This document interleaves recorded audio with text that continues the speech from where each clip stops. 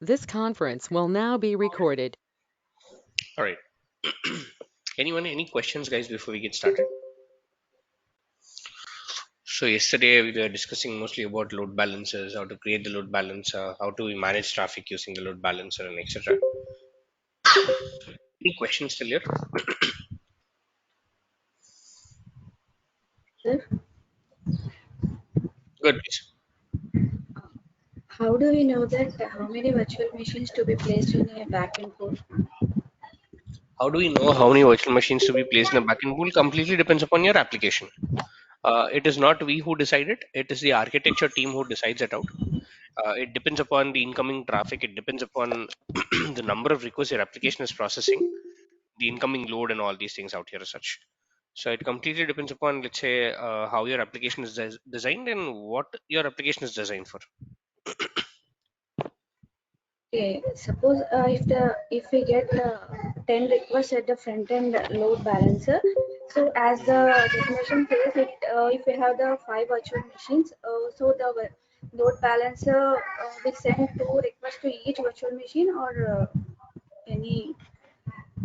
It's a round robin. So if there are 10 requests, as you said, and there are five virtual machines running in the background, each and every machines will process two requests each.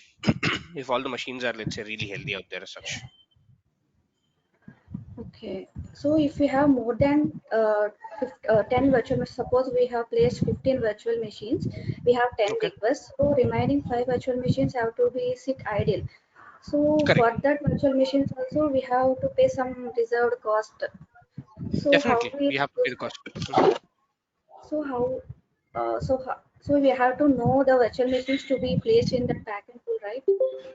Mhm. So So can you come again with your question? The last part. I'm sorry, I didn't get that.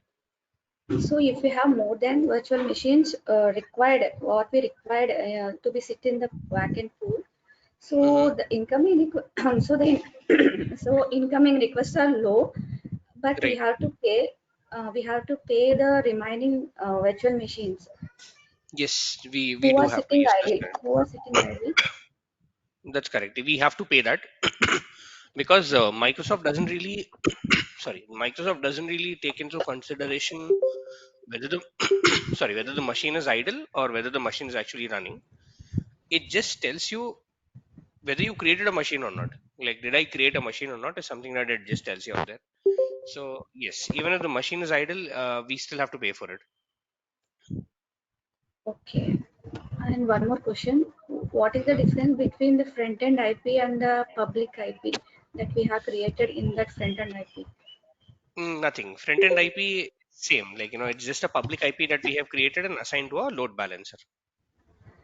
So So we are if we just take calling. the Good. if we take the public IP, we can select one of the IPs of the virtual machines, right?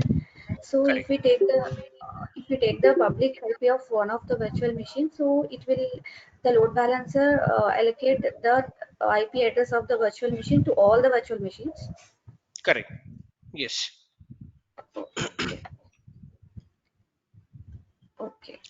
So, and one more question. In command prompt, you do some ping test, right? Mm-hmm. Uh, so, in the backend load balancer, that means health probe check whether the virtual machine is healthy or not by placing the IP address. So, Mm-hmm. in that case, all the virtual machines have the same public IP. So, how will it check whether So that that's the particular reason. virtual machine? Yes, that's the reason it won't talk to the public IP at all. It's going to talk to the private IP address. Each and every virtual machine will have its own private IP address out there, and the load balancer will do a ping test on the private IP and not the public IP address out there as such. Okay, thank you. Yes, any more questions, guys? Sir, good morning, sir. Madhu here. Good one. Go ahead, please. Sir, yesterday we have seen the public load balancer, how it will distribute the load across the Hmm. backend resources and everything. Means Correct. what are the ports we are using to manage the traffic and everything. Hmm. So how internal, for example, if you take how internal load balancer will work, and what kind of ports you are using, and how it will distribute the resources across, sorry, So if traffic you look at and an everything. internal load balancing, right? So for example, let's say I talk about load balancers Azure.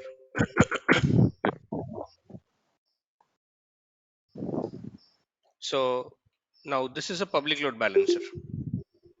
So let's say that Mm-hmm. this is your application diagram. Normally this is how we give the diagrams out here. This is the internet, and this is an internet facing load balancer or a public facing load balancer, which means that from your laptop, you as a user, if you send a request onto the internet, your request is going to go into this particular load balancer, and one of the application servers or one of the let's say web servers out here, they go ahead and respond back to your request. But internal load balancing comes into picture, telling that, okay, fine, what if you have a database? Let's say if I just scroll down, and here you have something called as a business tier. Let's say a database tier out here. So you can simply go ahead and run a SQL database, or let's say a Postgres SQL database or a MySQL or something on one of these machines. So what happens really, sorry, what happens really is that your front end or the web tier out here talks to the backend. So you have the front end to which a user is talking to, and from here the request is going into a backend tier wherein you have databases, which we'll talk about on how databases are established and all these things out here.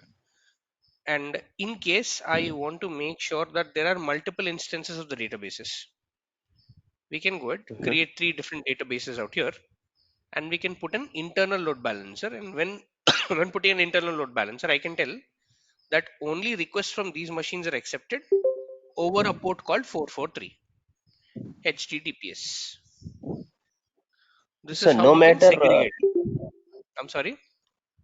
so no matter if the VMs having some other port also, it will sorry accept that, right? Yes, it'll accept that. Okay. For example, if the existing, sorry, VMs having a port number 80, then will Mhm. internal load balance will accept that traffic, right? Correct. And diverts to the fourth. That's correct. So that's the reason, Mm, you just need to look at the documentation out here telling what exactly they're telling. The public load balancer and the internal load balancer. Click on that. It's just telling you what is the difference between a public and an internal load balancer, and where is an internal load balancer really used out here. Why is an internal load balancer really used? And they've given a very good okay. diagram out here telling the use case scenario of something.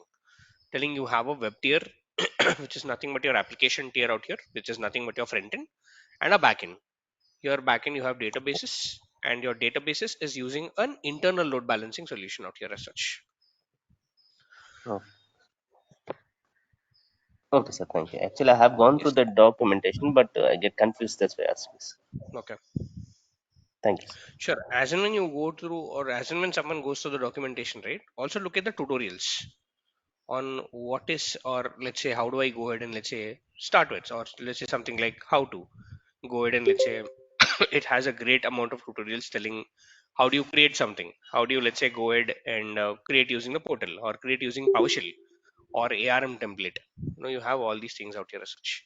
So if you just have a look at it, this will give you a holistic understanding of what really a load balancing solution really is, and so on and so forth.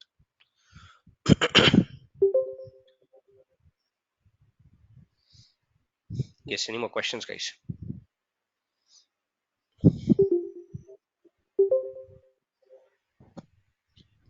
Anyone, any more questions that I can take? Okay, good questions. Sir, Good question.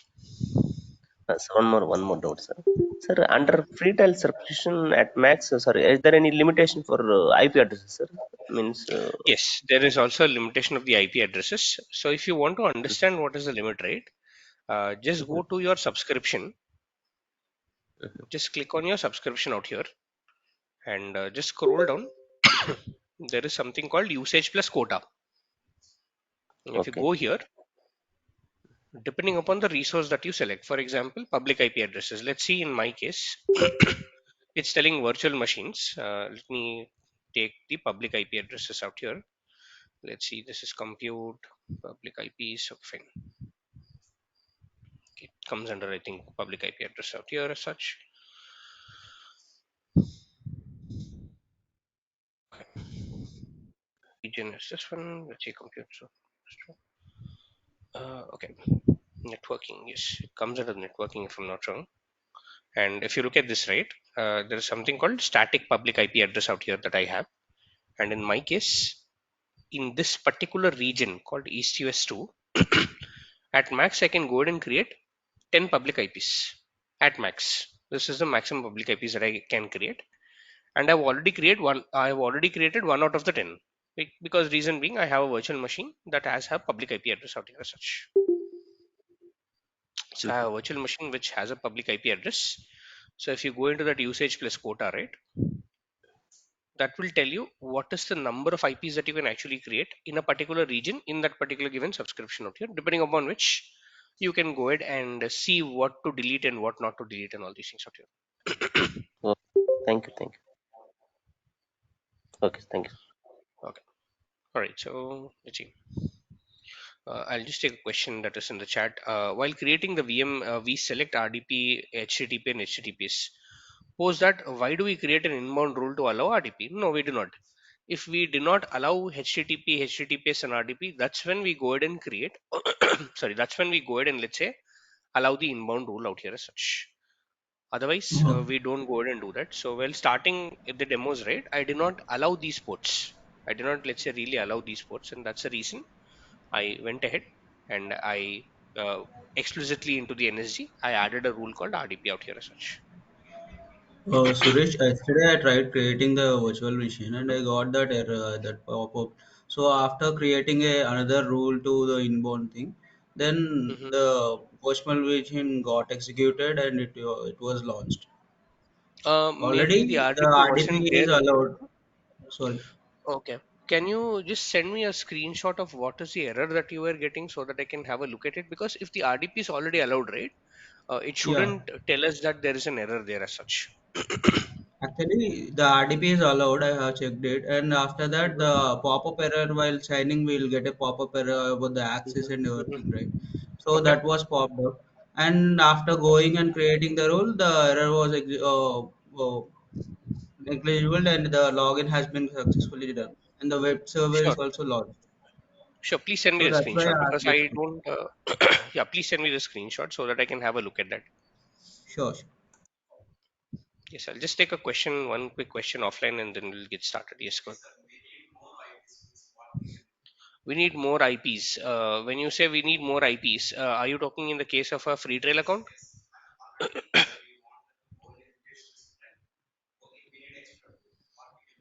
You can either request for a quota increase. There's something called quota increase request, or you'll have to delete your previous IPs. So if you delete cleanup, then you can let's say reuse those things.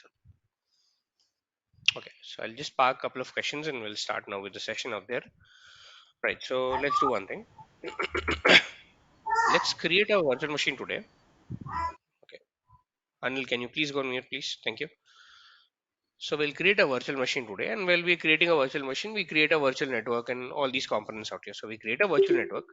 We create a subnet inside this particular virtual network, and as a part of the virtual machine creation, we also go ahead and create the NSG rules.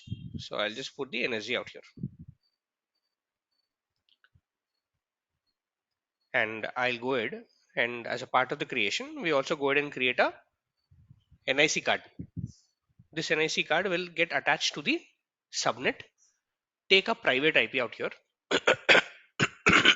Sorry, take a private IP and get attached to the virtual machine.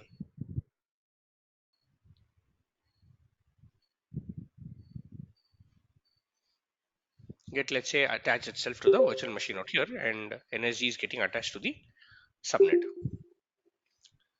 Is there anything I'm missing on this particular diagram? Maybe a disk.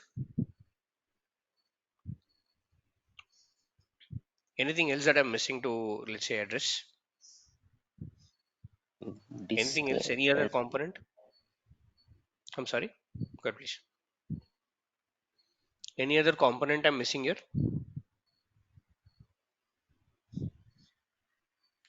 Have the virtual Public network IP. subnet public IP? Great, public IP. Public. Now the yes, public IP, true. But the point here is that I don't want to create a virtual machine with a public IP. Let's do that. I'll say create and let me go ahead start with virtual machines directly. I'll say create a virtual machine.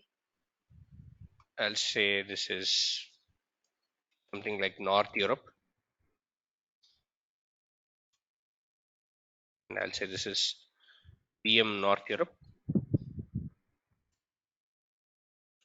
I'll say this is North Europe.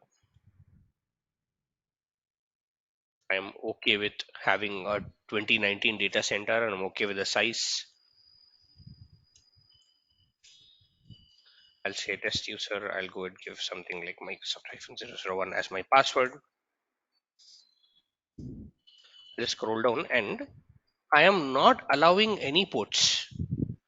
Today I won't allow any ports out here as such. None. No ports. So please keep in mind there are no ports allowed. Next I'll go to the disks.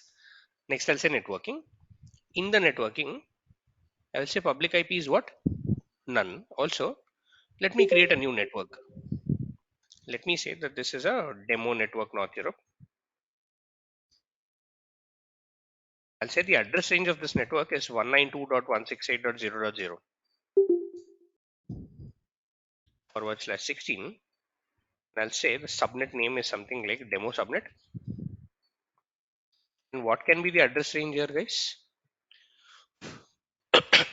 What should be the subnet address range here? What can be the subnet address range here? Uh, 192.168 192.168.0 168 dot dot forward 00 slash 24. what? slash 24. 24. Anything greater than or equal to 16? Less 24. than Yes. Mm. Yes. Greater than Less equal to than 16 and then 29. less than 29. Right. So this is the range. I'll say okay. So this is what I want to create and I don't want a public IP address. I am isolating this particular virtual network from the entire world. Again, I'm not selecting any inbound ports, management monitoring. I'll just disable this out. I'll say review and create this out here as such.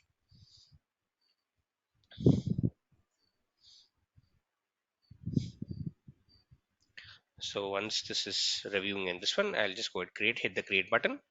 So this is what I'm doing right now. I have a virtual machine that I've created in a network called North Europe. So let me put the isolation out here. I have a virtual network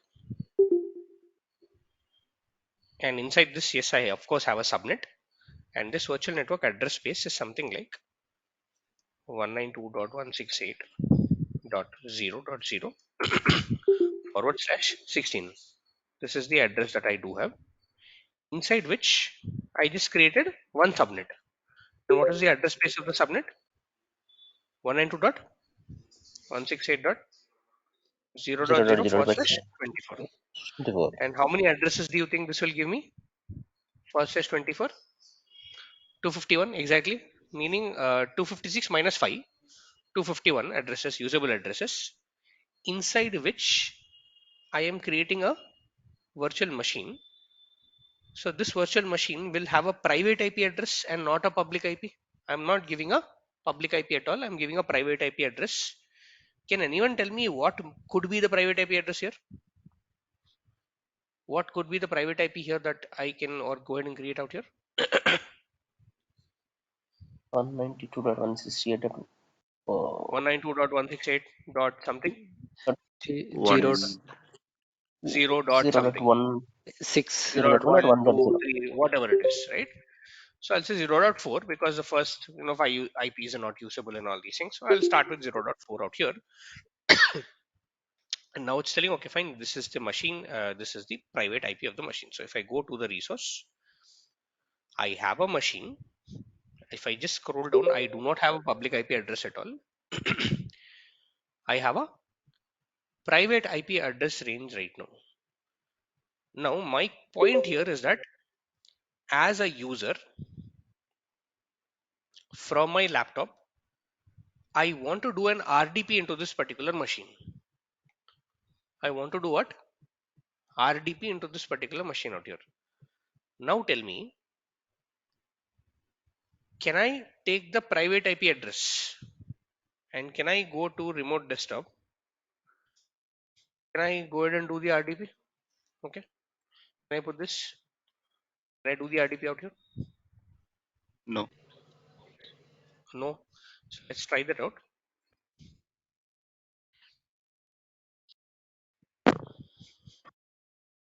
So it's trying to establish a connection. It is telling that, okay, fine, I'm trying to run a connection establishment and it's going to fail. Right? It's eventually going to fail out here. Failed. Now, my question is that what is restricting me to go ahead and let's say interact directly with the private IP? What do you think is Network. restricting? Yes, please go Virtual ahead. Network. network. I'm Network. sorry. Network. Virtual network. Anything? NSG. NSG. Exactly. NIC. NSG. NSG. That's great. Yes, NSG. I have someone called as an NSG out here, which is telling me that you know what? If I go into the NSG, let's say networking, and if I go into the NSG out here, let's see this network interface. Okay, where is the NSG that I do have? Okay, fine. This is the NSG out here that I have. So in the NSG, I haven't given any inbound or the outbound rules at all, right? But what I have here is that I have a set of predefined rules. I have a set of what? Predefined rules that is controlling the traffic in and out of my network. Again, can I delete these rules? Can I delete it? Think not possible. Yes. Yes. How can we delete it? Let's see. We'll need to click on this. Is this clickable? These are Yes. default rules. You cannot delete them. Default rules are system rules. You cannot really delete them out here. And what do the rules say? Just let's say, let's see. Let's go ahead and inspect the rules out here. Now the rule is telling something like this. At a priority called 65,500, what is it telling you? Deny all inbound. What do you mean by this, guys? What do you mean by deny all inbound? Simple English. It won't allow the outside world to enter into the network. Exactly. You won't allow anyone or from the internet or wherever it is to enter into the network, and the action here is what? Deny. Which means that Microsoft will say, okay, fine, let me now put a table telling that 65,500 deny everything. Deny everything. So you from the outside world cannot talk to this particular virtual machine at all. So forget about that. Let's see. Let's see. At another priority, which is what? 65,001.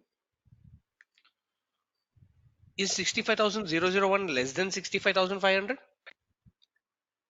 Yes. Yes. No. Maybe. Yes. What do we Yes. have? Yes, Allow less than. Azure load Yes. balancer inbound, and the priority here or the action here is what? Allow. What do you think this will do?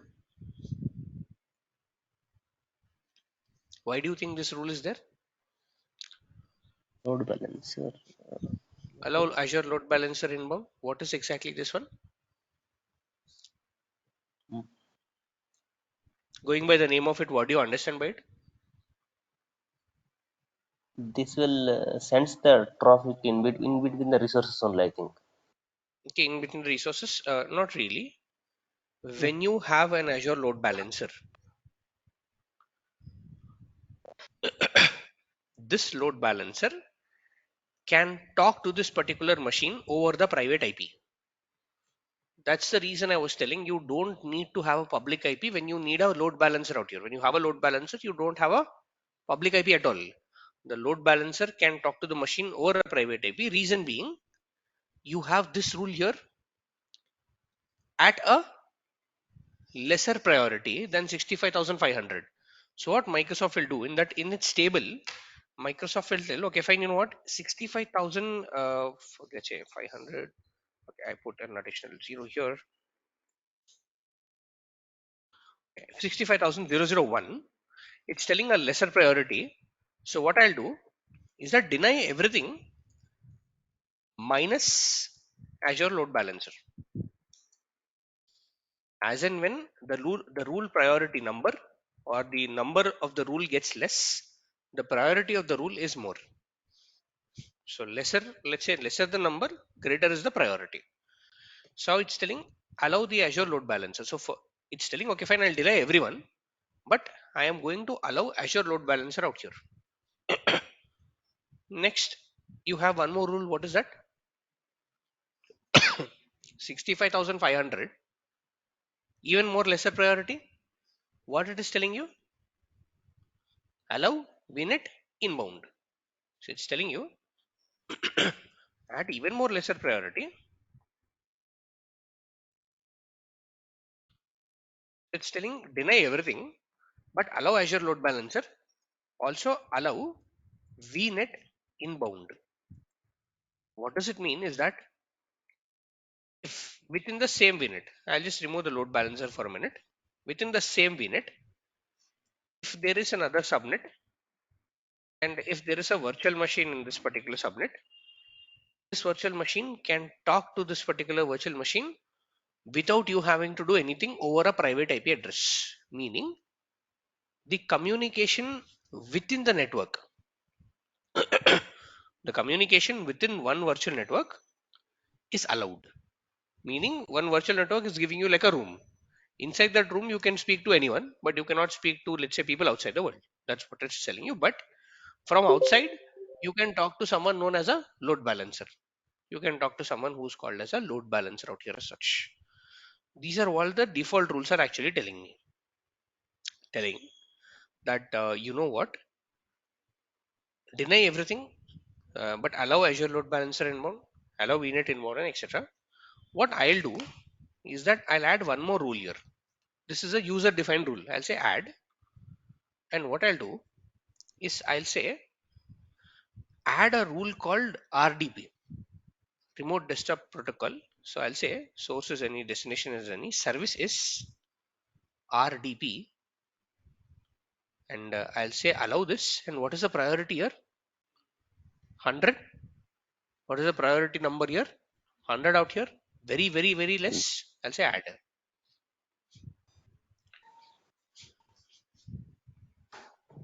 So I'm now adding one more rule called RDP to allow the remote desktop protocol out here. I'll say refresh. Now it's telling allow any RDP inbound. So anyone who's trying to do an RDP, please allow them.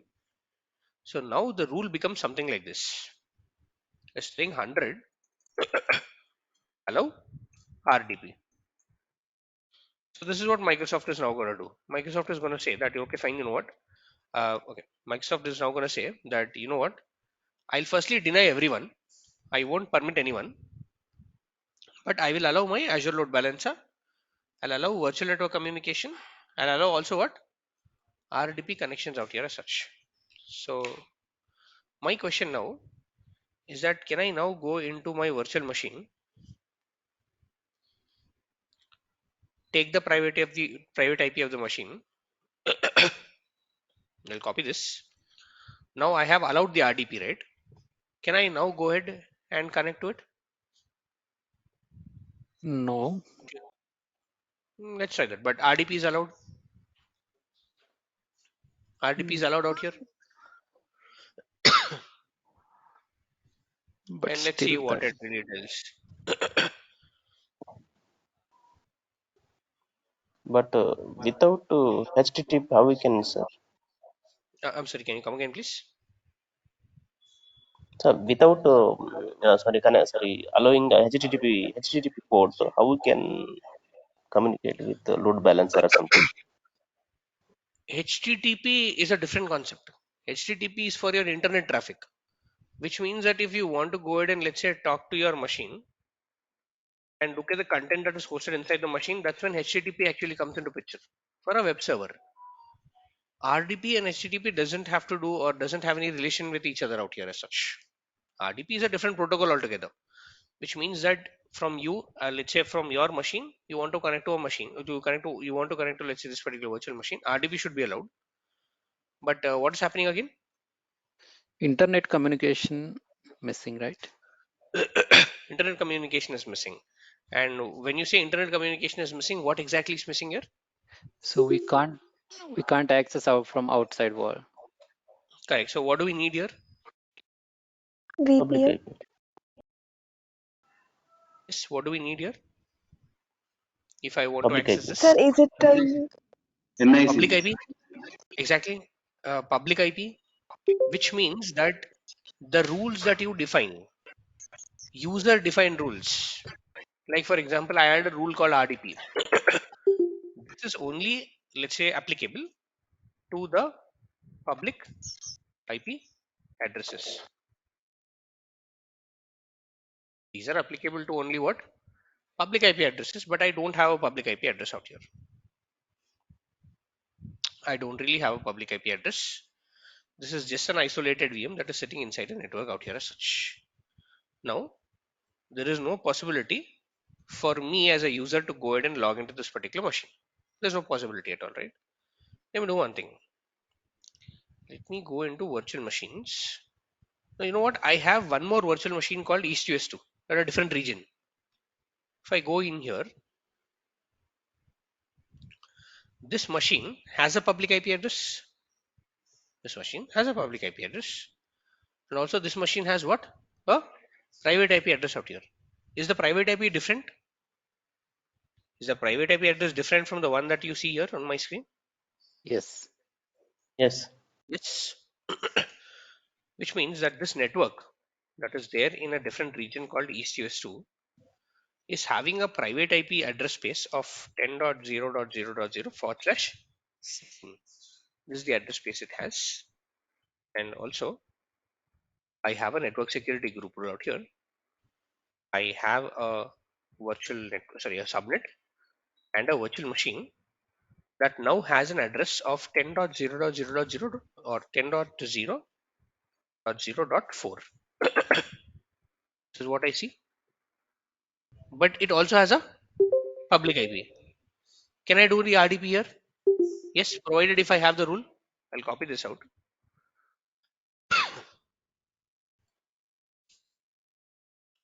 Okay. It did not get copied properly.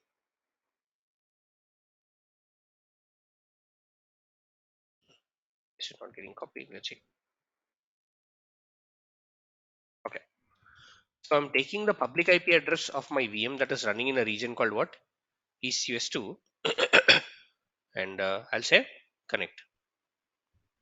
It's asking me for the credentials. And I basically went ahead and I'll say yes. So now I am connecting to this machine called ECS2 over a public IP address called what? 2097.229.121 out here as such. Now my question, please hear me out very carefully. If I am doing an RDP inside this machine, which means I am a user who's a part of this particular machine, I am inside the network called ECS2 out here. My question here is that I am here on this machine and let me say yes and all that stuff. This is a server, so all the server manager kind of loads out. So I'm on this particular machine. I'm inside this machine called ECS2 VM. My question here for everyone is that this: can I make an RDP connection from this machine that's running in the ECS2 to this machine out here? Can I do that? Do you think can I do this? No. No, not No. possible. Yes. Let's see. Two different regions, two different networks. Private load balancer. Can I do that? Let's do that. I'm into the machine. I'm into, let's say, that particular virtual machine out here. I'll say remote, and I have I have what? Remote desktop connections. I'll go here. I'll take the IP of my North Europe machine. I'm inside East US2 machine. I'll take the IP of the North Europe machine. Which IP should I take again? 192.168. That's the Private only IP. option that I have. Private Private IP. IP. I'll copy this out, paste it here. I'll say connect.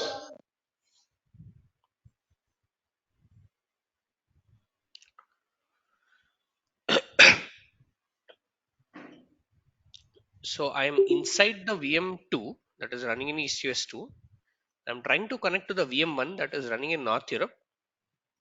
Same error. Why is this? Why do you think the error is again coming up? Because the energy of the virtual network one will not allow the outside networks. Exactly. The energy of this particular, let's say, machine or this particular network will not allow a different network. Again, a different network is nothing but an outside world only for this one. It's a different network.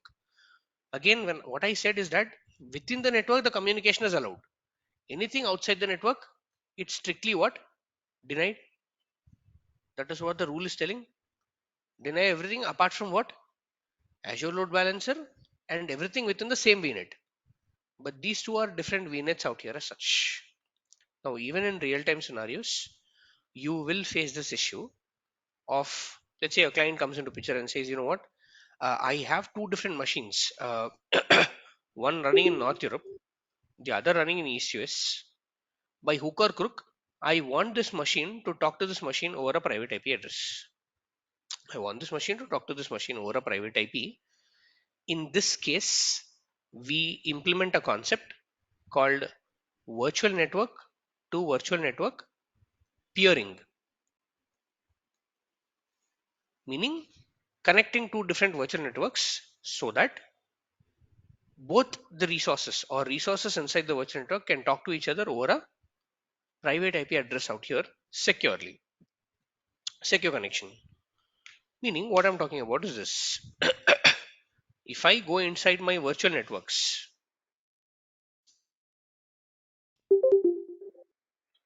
am I virtual network out here?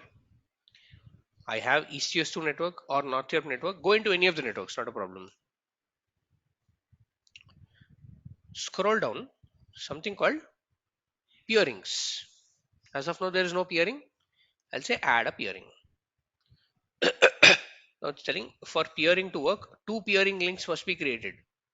What it is telling you is that, see, for the peering to actually work, this network should allow the communication to this network and also vice versa. It's like two-way traffic. A two-way traffic needs to be established. So I'll say, okay, fine, great. Let me do that. I'll say peering link name. I'll say link one. I'm creating in which network? East US network out here.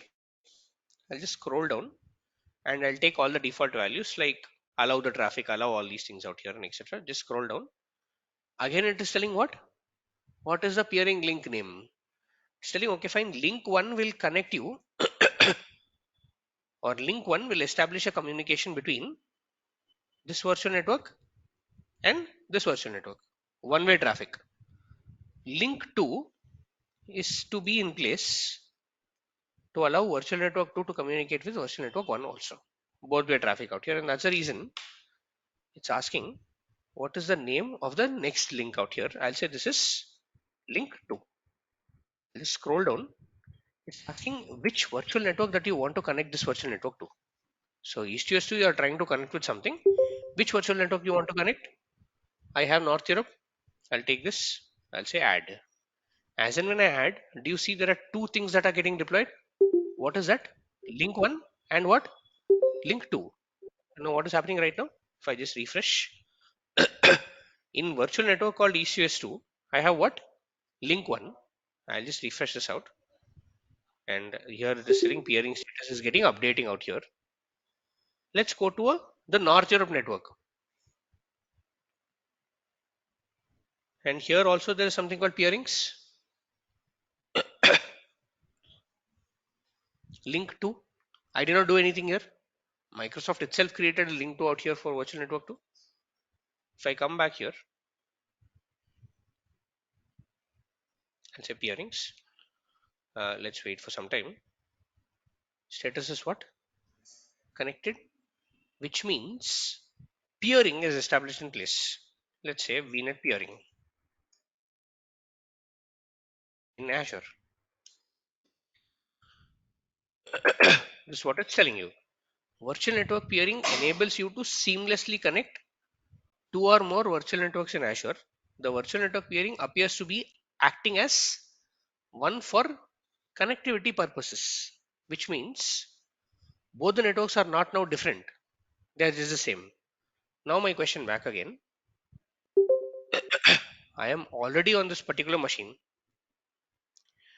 Can I do an RDP from this machine to this machine over a private IP? Should I be able to do it? No one-way communication established Yes, only communication established between what? from 192 to 10.0. Yes, and that is established. Communication is already established.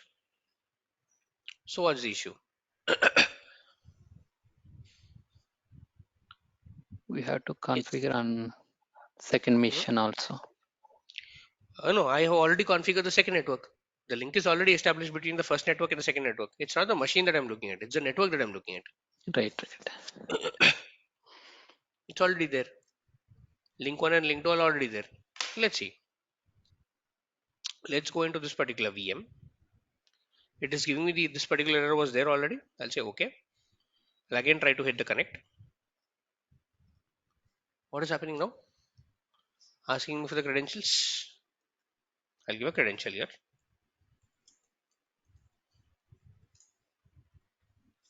It's telling what? VM North Europe. I'll say oh yes. I said when I do this, what is happening do you think? I am in a connection with what? With which machine am I connection with right now? Second VM, Connected. North Europe. Yes, Over what? over A private IP. private address. I did not even use a public IP out here. So if I just minimize this is now an RDP connection inside an RDP connection. It's an RDP inside an RDP. If I open this out, this is 192.168.0. Just here 4 out here. It's booting up. It'll take some time to boot up. And once it's booted up, you'll be able to see that machine also as such out there. This is now the second machine. This is your first machine out here. Again, if you want to let's say differentiate, let's put a notepad. I'll say this is VM1 or something like that. This is VM1. This is VM2 acting as an RDP session inside the VM1 out here as such. And how is it possible? Reason being, we established something called as what? A virtual network peering link. So virtual network peering is used in place or it's put in place so that so that two different networks can communicate with each other over private IP address spaces out here as such. Apart from this, you don't have to do any other configuration out here for the machines to talk to each other as such out there.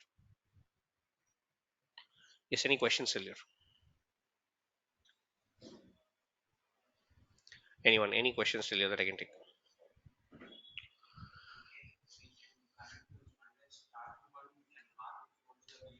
Yes.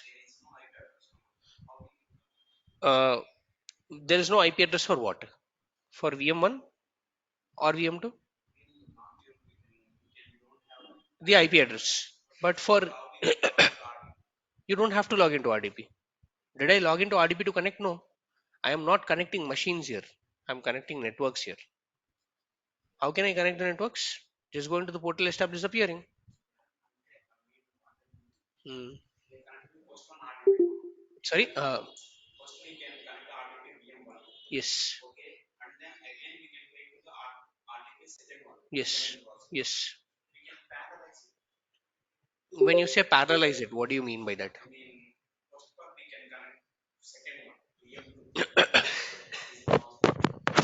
Very firstly, you cannot connect to VM2 using your machine. Using your machine, unless you have something called as a VPN established. Unless you have something known as a VPN established on your machine out there as such. Yes. Any more questions here, guys?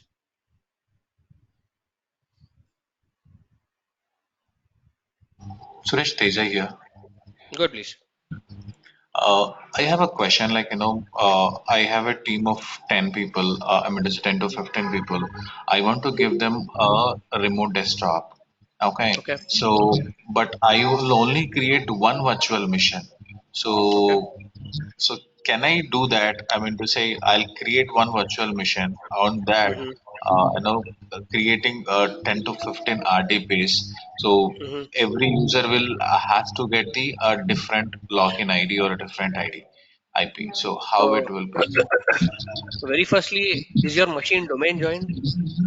When you work in a company, Sorry, there is something called domain joined machines. Did you connect your machine to a domain? that I am not aware.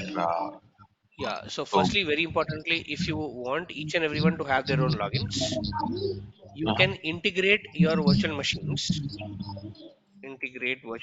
with Azure Active Directory. is it AVD we're talking about? Sorry. AVD, Azure Virtual Machine, Azure Virtual Desktop.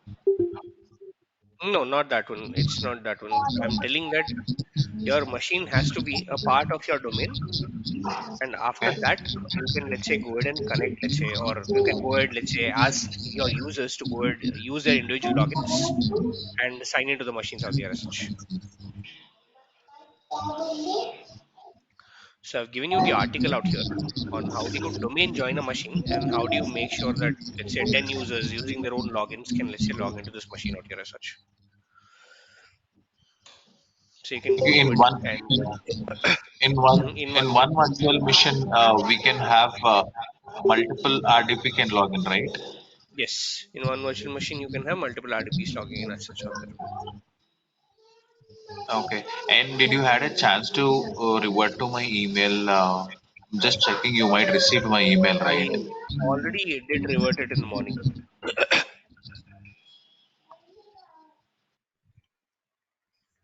You asked for the image process, so I went ahead and sent you the process to go ahead and create an image for the machine out there as such.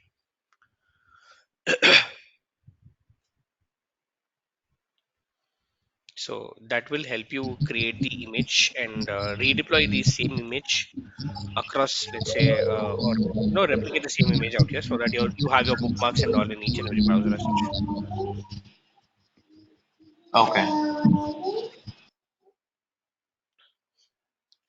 Yes. Anyone? Any more questions, guys?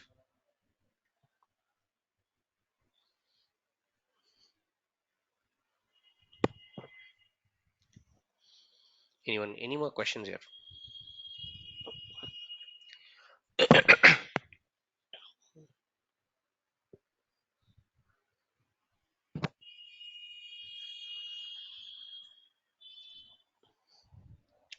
Okay, so that's it from mine today then. Please go through the concept of what is a virtual network peering. That's the main focus that I want you to do on what do you mean by virtual network peering in Azure. Just go through the documentation and practice the demo that we have today out here. Okay. Thank you and have a good day ahead. Thanks, guys.